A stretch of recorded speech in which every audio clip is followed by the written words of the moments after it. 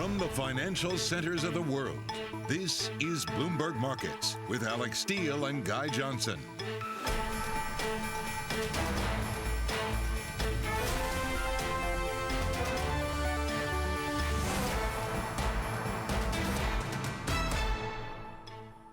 Wednesday the 18th, had to double check, 3 p.m. in London, 10 a.m. in New York, 30 minutes into the trading day in the United States. From London, I'm Guy Johnson, Alix Steel, of course, over in New York. Welcome everybody to Bloomberg Markets. Alix, you ready for your third shot? Yeah, exactly. I guess the question is, when is that going to be? Maybe early fall for those that are really vulnerable, but it is a coming, that is for sure. And the market's now starting to price that in potentially a little bit. Cyclicals are the ones getting hit hard with the S&P. You got energy, materials, industrials, all lower. Overall, though, the S&P is flat after one day of buy the dip, a second day of buy the dip, but we did end in the red yesterday. 10-year yield now pushing higher by 1 basis point. We get some supply coming on in the 20-year, about 27 billion today at 1 o'clock. But still different than the buying that we're seeing over in Europe at this time.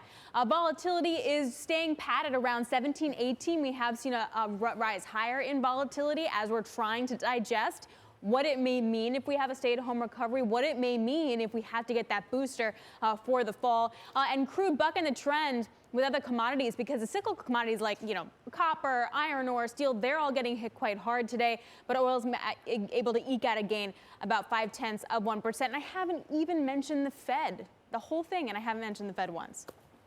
Are the minutes today actually relevant? Is a question that I'm increasingly grappling with, and I wonder if others are as well, Alix. At 2 p.m. we'll get the minutes, but incredibly rear-view mirror.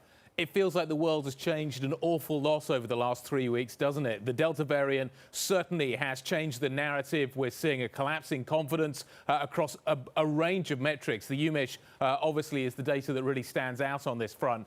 How useful are these minutes going to be? Has the game changed? I think is a question that we need to ask Mike McKee. Over to you. What are you expecting? I had a great answer from these minutes a little bit later. I wish I had a great answer for you, Guy. We are expecting the minutes to have some information in it, but as you point out, they're a little bit old, so they may not be as up-to-date or as useful as we once thought they would be. Life comes at you fast. This green line over here is when the Fed last met. This is when the minutes are going to be representing, and look what's happened since then. You can see the red line is the easiest way to look at it, the 7-day moving average of COVID cases just going up, up, up, and then this is the University of Michigan sentiment index and how it collapsed. We saw the same with manufacturing in the Empire Index yesterday. And then today, of course, we get some disappointing news on housing starts. So maybe there is an impact. We just don't know. And if there is an impact, then does that mean the Fed wants to wait a little bit longer to taper? The other question, though, is what if it is not? What if there's no impact? What if it's still inflation that is the Fed's concern? You take a look here at the Personal Consumption Expenditure Index. That's the Fed's favorite. Look at how it's gone up. And we have watched the inflation expectations numbers hold steady and actually come down some. If the Fed were to move up tapering, would that scare the markets into thinking there is an inflation problem?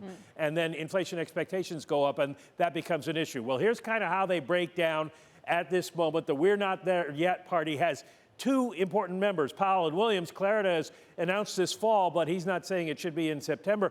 As long as the leadership is looking at it as we're not ready yet, then maybe the minutes aren't going to suggest anything about an earlier taper. What we might get is the idea of the Fed telling us something about how they will taper. They might get a staff presentation. You can see here, the last time they tapered, this is the treasuries they own and the MBS they own. It took 2 years. Will they do it faster this time? A lot of Fed officials in those pictures there talking about maybe we should do it in 8 months, 10 billion a month for treasuries, 5 billion for mortgages. So that's something that we might get out of the minutes this afternoon. All right, Mike, thanks a lot. And then you look at, say, New Zealand, and they're actually pulling back on any kind of taper talk. They had that one case, and they had to wind up shutting down. That leads us to the virus. So President Biden's going to unveil a plan today that will give more Americans coronavirus vaccine booster shots. The president's plan calls for high-risk groups, including healthcare workers and the elderly, to get a third shot as soon as next month. Here with the latest is Max Neeson, a Bloomberg opinion columnist. Max, what are the details that we're going to learn from President Biden today? Absolutely. So some of these have sort of been laid out already or leaked, but we'll get confirmation and a little bit more information. What we've heard from reporting is that the administration is likely to recommend a booster shot, not just for the elderly and for healthcare workers, but possibly for all people over the age of 12 from 8 months after their second dose. That's very broad, and I think it's more of a precautionary measure, one aimed at sort of limiting the impact of Delta to the greatest extent possible, rather than one that I think is necessarily entirely supported by the data at this point, which shows that there's some vaccine waning of efficacy, but most of that still remains concentrated in symptomatic infection rather than severe disease, which is the main outcome. So while this will reassure people, do keep in mind that it comes at the expense of the global vaccination effort, which is something of an opportunity cost. Absolutely. Though you do look at what is happening in Israel and the high numbers of cases they're seeing and the mortality rate that is climbing. I was reading the Israeli Post, the Jerusalem Post a little bit earlier, talking about the idea that maybe the next 2 weeks are really critical. So we'll see what happens on that front, Max. Heavily vaccinated country looking at boosters as well. Max Neeson, a Bloomberg opinion columnist, joining us. We're going to get some announcements. We're going to continue to cover those as we work our way through the day on that third shots. Targets and lows, each beating the streets in terms of estimates for the second quarter. Shares moving in opposite directions as lows predicted its good margin growth will continue. Let's dig into the numbers. Abigail Deirdre looking at the results. Well, Guy, it is certainly an interesting day for retail. In fact, an interesting week for retail. And you were just talking about the mixed results for Lowe's and Target. Target is down despite the fact that they beat, but their growth is slowing. So investors not liking that. Lowe's, on the other hand, beat and boosted margin management. Plus, it seems as though for them, in contrast to the Home Depot, the do-it-yourself fix-up trend is continuing. Now, relative to Target, one issue that they're having is as we come out of the pandemic, you can see for online, last year 195% growth, the first quarter of this year 50% growth, now just 10% growth. But as the Delta variant starts to rage, are they going to be able to ramp that up? Now, one challenge both of these retailers have, that is the pandemic boom. If we go very quickly into the Bloomberg terminal, we will see that there was huge comp sales growth for both Target and, for Lowe's and Home Depot, both above 20% throughout the pandemic. Now, Alex, that sets up a very difficult comparison for both of those companies. Will they be able to deliver? That's right. Tough comps, so you can understand that part. But Home Depot did set that bar pretty low for Lowe's. So that beat, in some ways, less of a surprise. Abigail, thank you very much. I appreciate that. All right, coming up, we're going to dig more into earnings, plus the stock market. Are we looking at the end of the pandemic boom? So Target's slowing gross sales could be signaling that weaker consumer demand. Kim Forrest, Boca Capital Partners founder and CIO, joins us next. This is Bloomberg.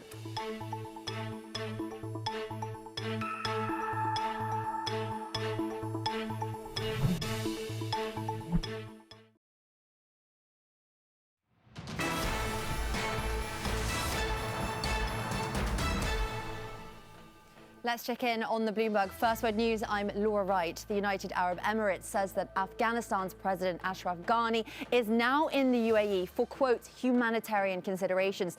The UAE says he was joined by his family. Ghani left Afghanistan on Sunday as Taliban forces were closing in on Kabul.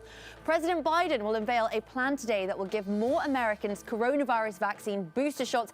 It's a move that has led to criticism that the U.S. is hoarding doses while poorer countries suffer through the pandemic. The president's plan calls for high-risk groups, including healthcare workers and the elderly, to get a third shot as soon as next month. The president of China has put the country's wealthiest citizens on notice. Xi Jinping offered an outline for what he called common prosperity. It includes income regulation and redistribution. China's Communist Party has made it a goal to end poverty and build a moderately prosperous society. Global news 24 hours a day on air and at Bloomberg QuickTake, powered by more than 2,700 journalists and analysts in more than 120 countries. I'm Laura Wright. This is Bloomberg. Alex. All right, Laura, thank you very much. Let's get back to Target here. Results were out this morning. It did beat Wall Street estimates despite a slowdown in growth. Michael Fidelki, Target CFO, spoke to Bloomberg earlier following those results, and he had talked about Delta's impact on the business. A lot of consistency throughout the quarter, so no big changes to report now. We know the Delta variant's top of mind with the consumer, and it's certainly something we're watching closely. So no major changes to report now. Joining us now, Kim Forrest, Boca Capital Partners founder and CIO. Kim, is the market underpricing the Delta variant / third booster shot? If you mean, is the sell-off in retail too much? Maybe. I think that someday soon we're going to return to the office. I don't know when that is. It looks like it's being pushed back further.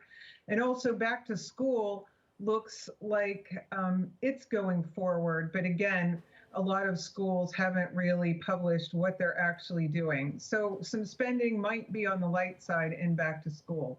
But someday soon, I promise, we're going to go back to work and school, and spending will happen. It's going to be interesting, the kind of timeline on which that happens, Kim. The Delta variant does seem, as you say, to be pushing things back a little bit further. I wonder whether that impacts Fed thinking. We're going to get the minutes out a little bit later. They're going to be rear view mirror. But is bad news good news from the market's point of view?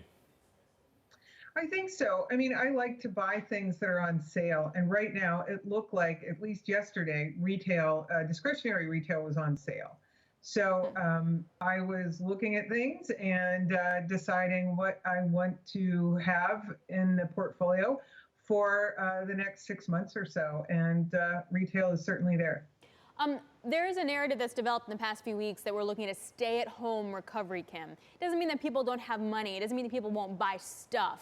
But it's not a reopening recovery. If you do a stay-at-home recovery, what do you buy? What do you own?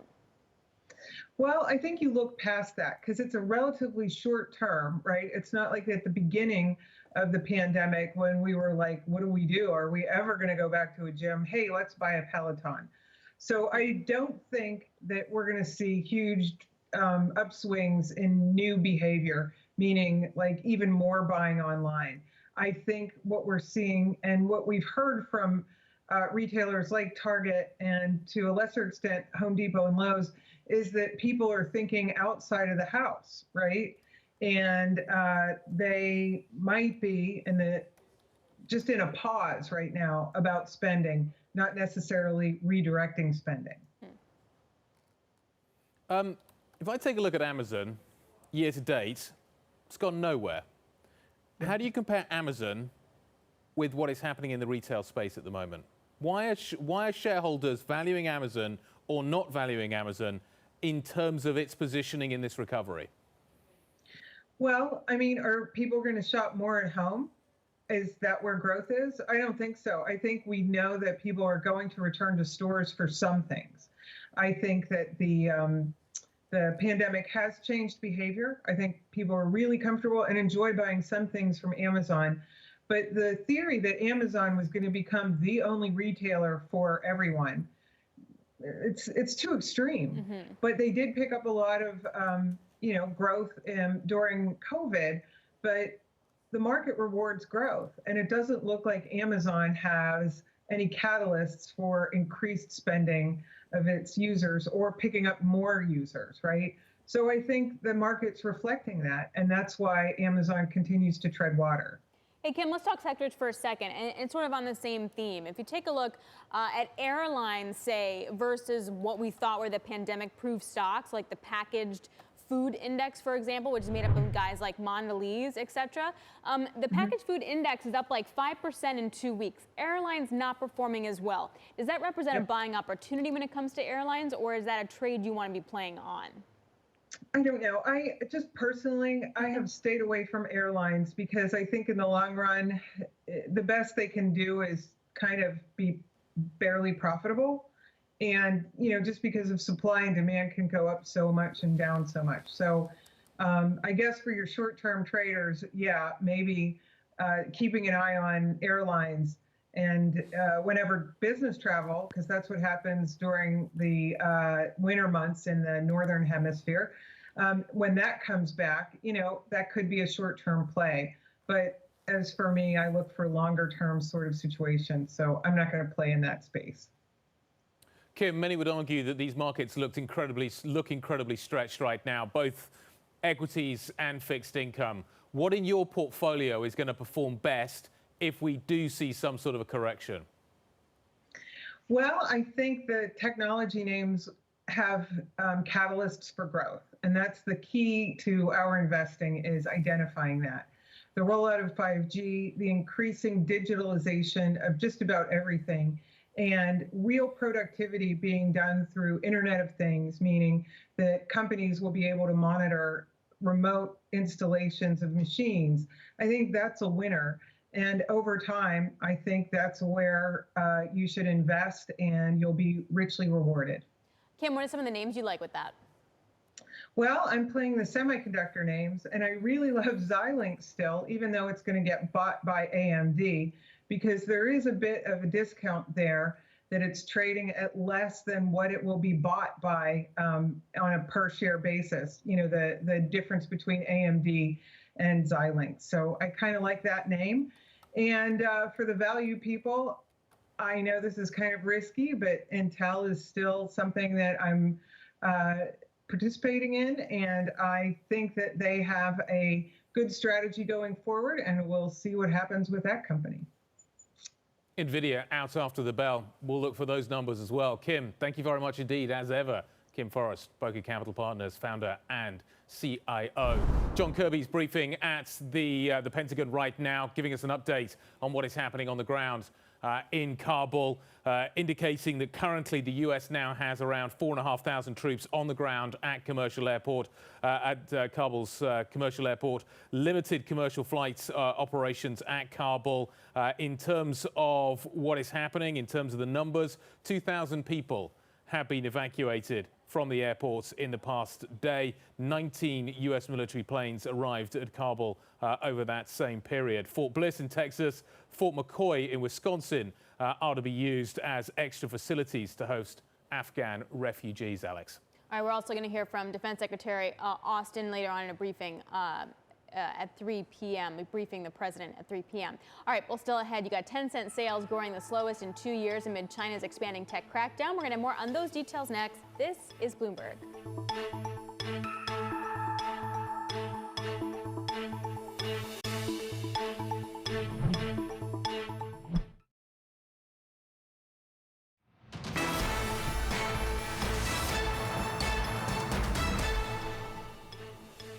It's time for the Bloomberg Business Flash, a look at some of the biggest business stories in the news right now. I'm Laura Wright. For American investors, Chinese stocks are becoming the asset not to own. Influential investors like George Soros have trimmed their China exposure, and Cathie Wood's flagship ETF no longer holds any such shares. One of the world's largest hedge funds, Marshall Wace, says Chinese ADRs are uninvestable. A big reason, pressure from regulators in both the US and China has intensified.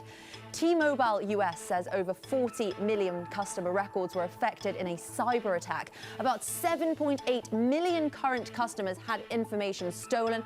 The other information came from past or prospective customers who'd applied for credit. T-Mobile is offering people affected by the attack 2 years of identity protection services.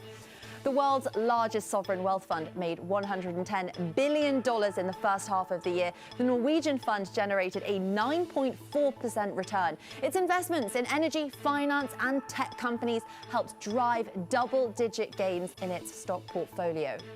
That's the Bloomberg Business Flash. Guy, Alex.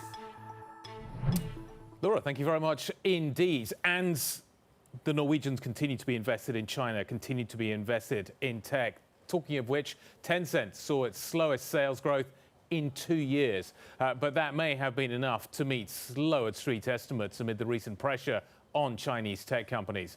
Dave Wilson digging into the numbers. Thanks, Guy. I mean, with Tencent, you're talking about a company that is all over the Chinese internet industry, you might say.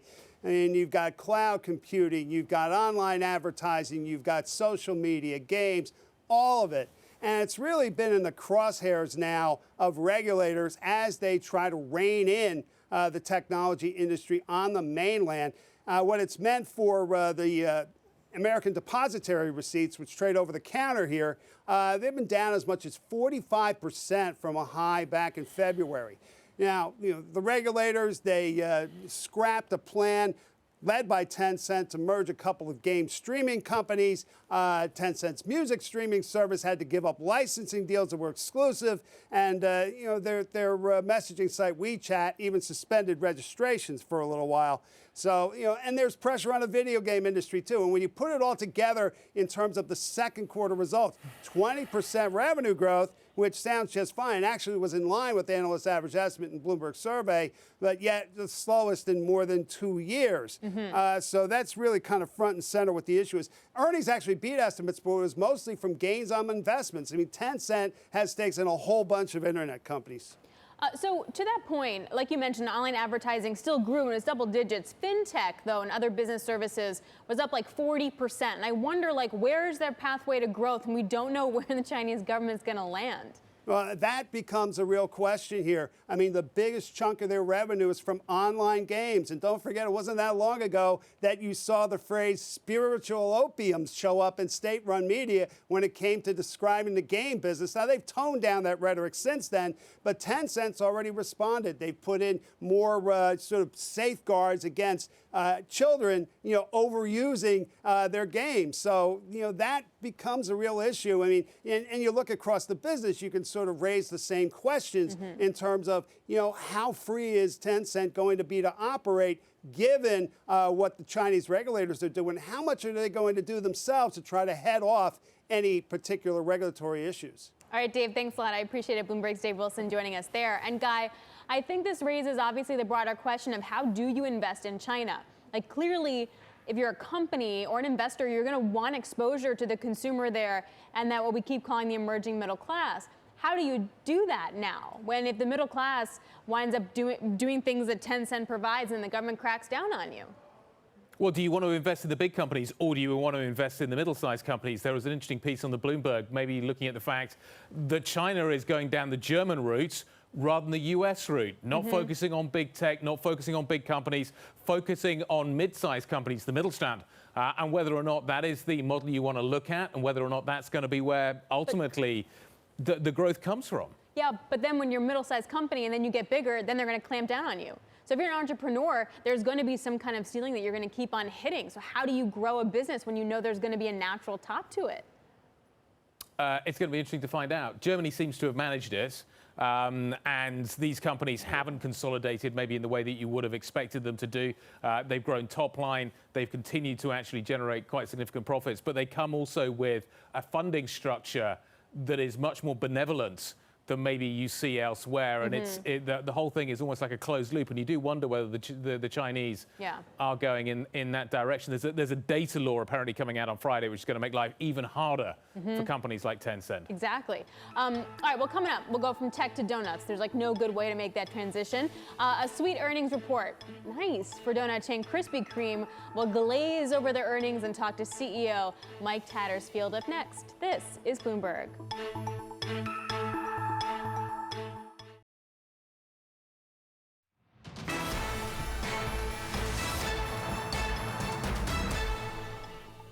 From London, I'm Guy Johnson. Alix Steel, of course, in New York. This is Bloomberg Markets.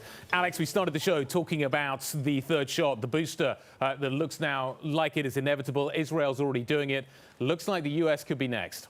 Yeah, we're sort of waiting on that. In the meantime, I should point out that the New York Times is reporting that restaurants are now suing de Blasio, the New York City mayor, over the vaccine mandate, which is you have to show proof of vaccination and wind up to eating indoors. Although, if it's been 8 months, what does that mean? And speaking of, we are now getting more data on those boosters. The U.S. recommends giving booster shot of Pfizer and Moderna vaccines, and they're prepared to offer those booster shots starting the week of September 20th. They are recommending that Americans get the booster shot about 8 months after their second dose, and they do also expect boosters for J&J. They're going to see that data in the next few weeks. Guy, all I hope for is that it's going to be a lot cleaner and a lot smoother than it was when that first vaccine was rolled out, because it was like eat or beat. It was like Lord of the Flies here trying to get a vaccine shot. So hopefully this will be a bit more orderly as we gear up for September 20th, getting that third booster. We're basically rewinding the clock. We're going back to the beginning of this process, aren't we? Because we're going to be going into care homes and vaccinating there. We're going to be vaccinating the elderly. It's basically those people that were first in line are now going to be first in line this time round. So I think your point is well made. At that point, obviously, things incredibly chaotic. Hopefully, things have stabilized a little bit, but it does seem as if we're going to be progressing through roughly the same process. I do wonder whether this further exacerbates the kind of vaccine divide that exists in the United States. We're going to get more data, more information a little bit later on. Dr. Murthy, Dr. Fauci, Dr. Walensky are all going to be briefing at around 11 a.m., Alex. Yep, looking forward to that as well. All right, let's get to earnings here. Krispy Kreme beating second quarter estimates today in its first earnings report since going public. The donut maker betting new menu items and its online business is going to help soften that impact from COVID-19. Here to break down the numbers is Bloomberg's Abigail Doolittle. Abigail, break it down for us. Well, Alex, they put up a strong quarter, so it's a little bit puzzling that the stock is down. But relative to that quarter, as you were mentioning, they beat, especially on sales, by almost 5%. And the strength really coming from the international area, up 159%. But Canada and U.S., not so bad, up 25%. So some real strength there. They also raised guidance. If we break it down, they raised right across the board from sales to EBITDA and net income. Not a huge raise, but for a newly traded, publicly trading company, it's pretty positive in the fact that they have brought up their numbers. However, speaking about having recently IPO'd back in July, this is also a little bit puzzling, and here is the raise. You can see that they're beating the analysts in terms of what they put out there. Relative to the stock from its IPO in mid-July, it is down. That is puzzling given this strong start for their first publicly traded quarter reported. However, consumer growth stocks, Guy, are also down, so perhaps that helps to explain it. Absolutely. Abigail, thank you very much indeed for the setup. Let's carry on the conversation. D-Nut, I still love the ticker. Joining us now, Krispy Kreme CEO, Mike Tattersfield. Mike, I want to actually just rewind a little bit. A moment ago, we were breaking the news surrounding what is happening with the third shots, now likely to be rolled out in the United States. A response to what is happening with Delta, which is rolling across the United States at a fairly ferocious pace. Can you just give me a kind of instant update as to how your businesses are adapting to what is happening on the ground? Yeah, I mean, we always will focus on safety first. I think it's pretty critical. That's what every company needs to do. The real interesting thing is we are rolling back the clock, right? So if you think about in March of 2020, we really put in safety procedures and really started to evolve to this omnichannel approach, which I'll unpack. But our U.S. business last year had one of the best years they've ever had in history. So our teams, we call them Krispy Kremers, are very capable of adjusting and moving towards where the customers are, which is a very different model. So we use our hot light shops and then make sure we use points of access to get to customers where they are, whether that's in a fresh shop, whether that's in e-commerce, or whether that's in a grocery business. And that, especially as you think about a pandemic and unknown, gives a lot more certainty of how our business can fluctuate and work, not just in the US and Canada, but around the world. Can you do that? Because it seems like in that way you would be a stay-at-home stock and a recovery stock. You could play it, in essence, both ways. Can you do that and actually continue to grow your margins while your input costs rise? Yeah, so think about it. So first off, Q2 is one of the best quarters the company's ever had, and I thank all the Krispy Kremers. The transformation of what that's happened, and I'll unpack these, will just be, we took a majority ownership in our international business, and took 85% of the U.S. control of the U.S. The next transformational piece is actually building this omni-channel model. So you use your hot light shops to, send donuts to where the customers are. It's a frequency play, and then when we build these points of access, and the biggest one there will be about in the grocery and convenience business. So making sure that we can get the donuts there, the frequency, will drive that awareness. We like to keep our hot light shops. There's only 400 in the world, or a little less than that. We want to keep them special. We can use the hot light, we can use the glazers, and then it's getting donuts to where they are. The specialty and occasions, we sell by dozens. We do have pricing power, so we can manage that through. We still want to have an accessible price point. And clearly we're global, and we saw actually how it really worked in our international business. They had an outstanding second quarter. You can see how that model from access really works. They're really driven. They're newer. They're about, on average, some of them are 16, 17 years old. So they were built in mind with an omni-channel approach, and you can see how that access really works for them. Okay. Michael, let's just kind of develop what happens next, though. Alex brought up the issue of rising input costs. That's certainly a factor that many companies are having to deal with right now. How big a factor is it for you? And if those costs are rising significantly, is that going to crimp your ability to invest in that omni-channel approach? So again, when we think about a 10 to 12% growth rate, we have a lot of growth packs. So we are hedged in a lot of our food costs, except for edible oils. So we do have pricing power. The uniqueness is about, this is not an individual occasion, right? So we sell in dozens. It's an accessible price point.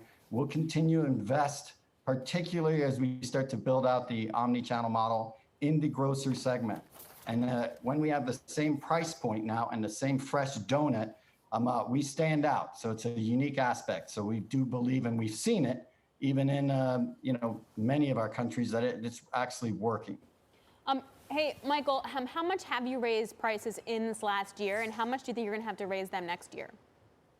I won't get into too much of where we're going to take pricing from forward just because of the competitive nature, but we've raised about 4% so far this year. And you've had no trouble doing that? No, if you think about how we can actually make that statement is, as we went to the fresh product and we went to the wholesale channel and the delivered fresh donut business, so the cabinets that you'll see in select grocers, select shops, there was a price range that happened there. So there's pricing consistency across the channels, and the consumers accepted it, right? So that's where we can see, here's how we can see how we evolve forward. Michael, are the Krispy Kremers getting pay rises right now? How's the labor market? They are. We continue to look at, we will compete in every channel or in every area that we are across the world. We didn't furlough the majority of our, around the world, our employees. So culturally, that made a huge impact. But we will, this omni-channel model, we're looking at drivers, we're looking at donut makers, we're looking at frontline folks. It's a big growth story. So when people come into a company that has beyond just where they are and they have a career, they're looking at Krispy Kreme. You will always be competing in a market where everybody's looking at the best talent, and we will actually go and make sure that we can do that as well. When you're hiring right now, what's the biggest hurdle in you filling the right positions? I think the biggest challenge right now, there's one opportunity out in the marketplace today, would be drivers to do the route system, right? That's a very competed space. But when they see the opportunity of just beyond driving, we're able to bring on folks. So we might have a momentary, pause, but we absolutely are able to attract a lot of folks. We just brought in 1,700 folks, Krispy Kremers last quarter. We'll continue to bring in folks as we continue to build the business.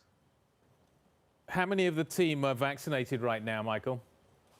Again, from a shop perspective, we don't get into, folks can either they're vaccinated and they're wearing a mask, so we're not really tracking that at the shop perspective. By county or by city, they're required in New York, they'll all be vaccinated, right? So that's how we look at it. Michael, we really appreciate your time today. Thank you. It's always good to get the C-suite's perspective. Michael Tattersfield, Krispy Kreme CEO, thank you very much. I just want to update you on some oil inventory numbers. There was some good, there was some bad. So the good is that you saw a really solid draw in overall oil inventory numbers, overall in the country as well as in Cushing and Oklahoma. The downside, you saw building gasoline inventories. That's the concern. Higher gasoline prices, and if you're not going to be driving as much as we thought, then you're not going to have that kind of robust draw on the gasoline product side. Oil kind of moving lower on that news, Guy. And Alex takes her pointy hat off. Well, I had it on, and then, yeah, now it's off until, my next market check. It's a little bit later. We're going to be talking about what's happening with the Delta variant.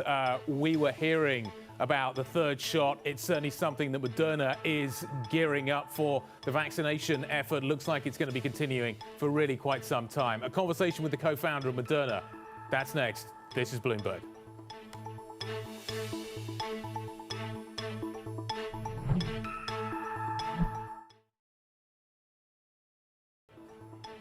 This is Bloomberg Markets. I'm Laura Wright. You're looking at a live shot of the principal room. Lincoln Motor Company president will be joining at 1 p.m. New York, 6 p.m. in London. This is Bloomberg.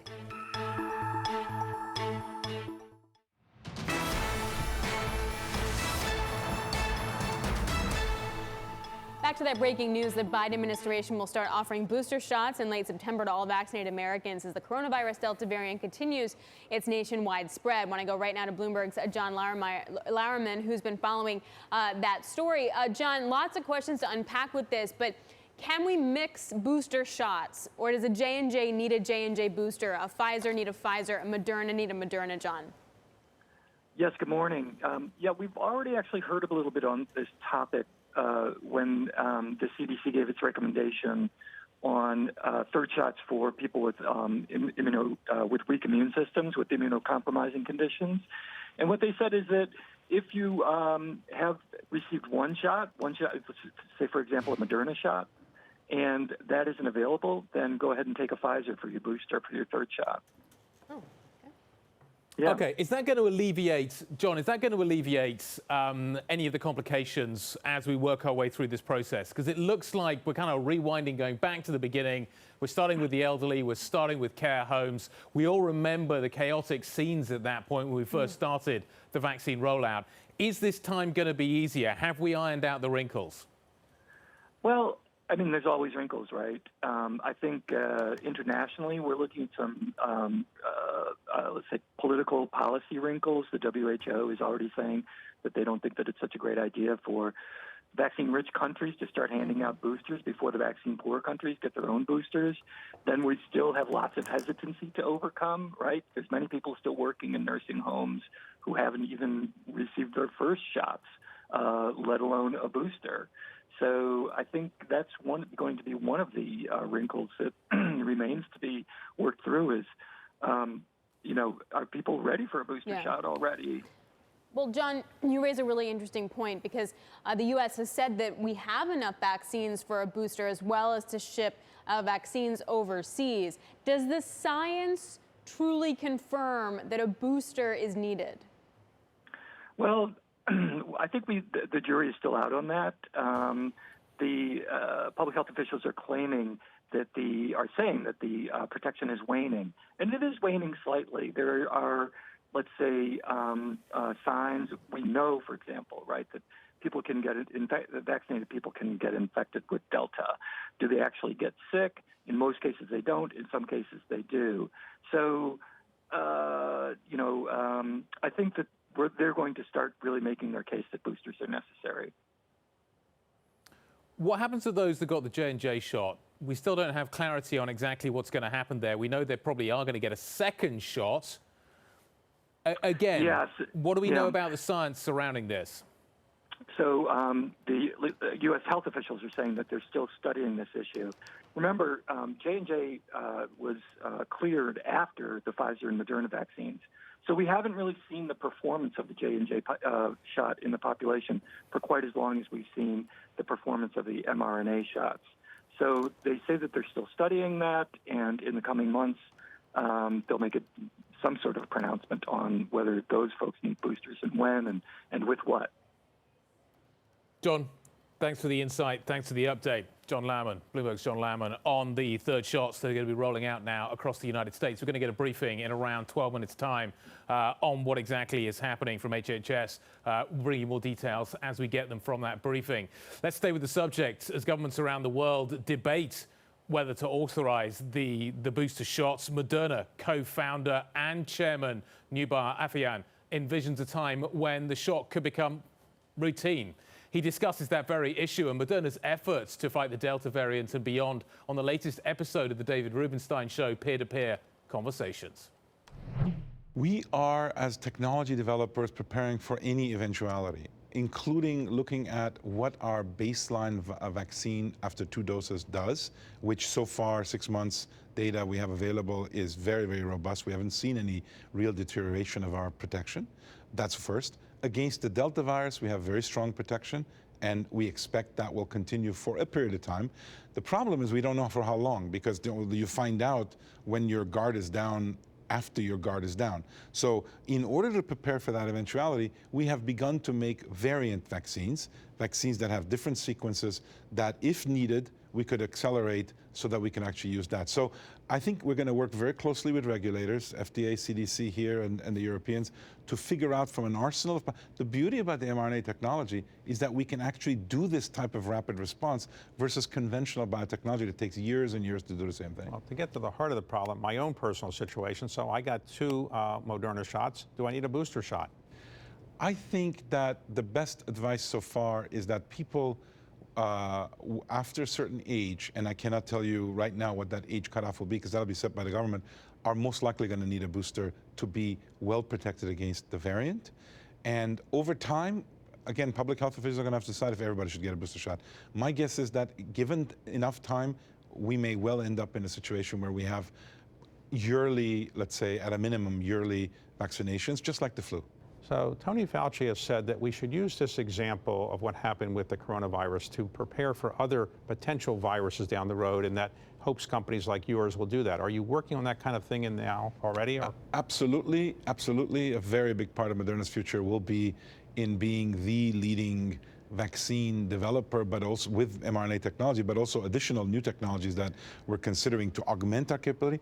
But I should also say that within the broader flagship pioneering context, which is where I operate, we have multiple projects as well looking to expand the security net for future pandemics. That was Moderna co-founder and chairman. You can catch that full interview tonight on the David Rubenstein Show. That's Peer-to-Peer Conversations, 9 p.m. in New York, 7 p.m. in London. So staying with the virus theme, you got months after Goldman Sachs and Morgan Stanley brought staff back to work. Their tone is now becoming more cautious. Morgan Stanley requiring proof of vaccinations for in-office staff, and Goldman discussing a mask mandate. Bloomberg Shanali Bassik is here with more. Shanali, are the banks behind on this right now? The situation is fast changing. I can tell you I was at Goldman Sachs just this week, and while it feels like some people are on vacation, there's still a lot of people there. There were no masks in the building. Again, that may change. So now Goldman executives are considering ways to really get ahead of the situation, potentially have masks in the building, ramping up testing. We have Morgan Stanley asking for proof of vaccination if you're coming into the building. Before that was on an honor system. So the rules are changing bank to bank. I'll tell you something else, though. The information they are not giving us or employees is how much they're seeing in terms of breakthrough cases in the office, which is really that stat that's making employees nervous that when they come to work, as they're being asked to, what are they walking back into?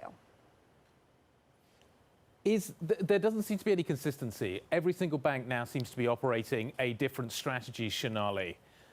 How is this ultimately going to end? Is there a sense that Wall Street is heading back to the office? Are we going to end up with a completely divergent world when it comes to office politics with these big banks?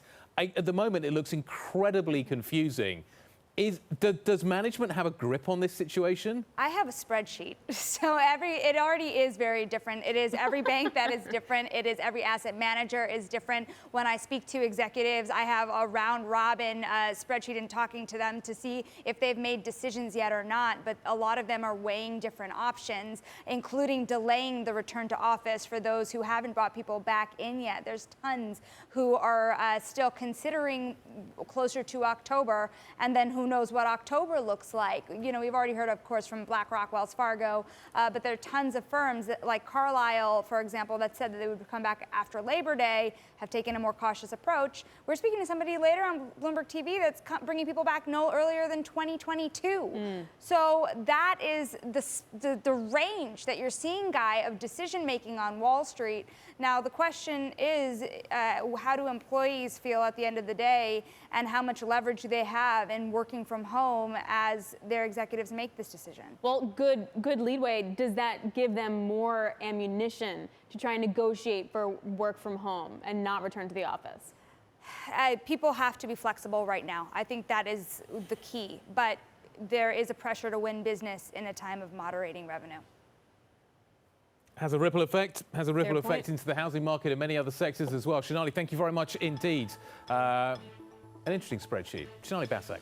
Not surprised she has a spreadsheet.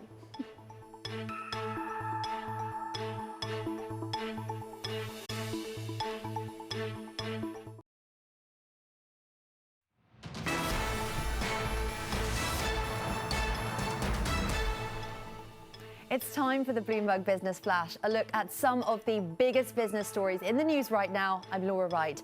PayPal will stop charging late fees on its buy now, pay later option. The plan allows customers to split purchases into small payments. It's exploded in popularity in the US, especially among younger shoppers. Since PayPal began offering it last year, customers have used the service to make $3.5 billion in purchases. More evidence that supply and labor constraints are holding back home construction in the US. While demand has slowed, housing starts fell more than expected last month. That's the Bloomberg Business Flash. Guy. Thanks, Laura. What have we got coming up for you? There's going to be a briefing at HHS. We'll hear from Dr. Fauci, Walensky, etc. On these third shots. We'll get some details, more details that we're looking for. What does this all mean for the markets? It looks like Delta fear certainly ripping through the markets in a fairly big way. Sonia Loud, LGIM Chief Investment Officer, joining us next.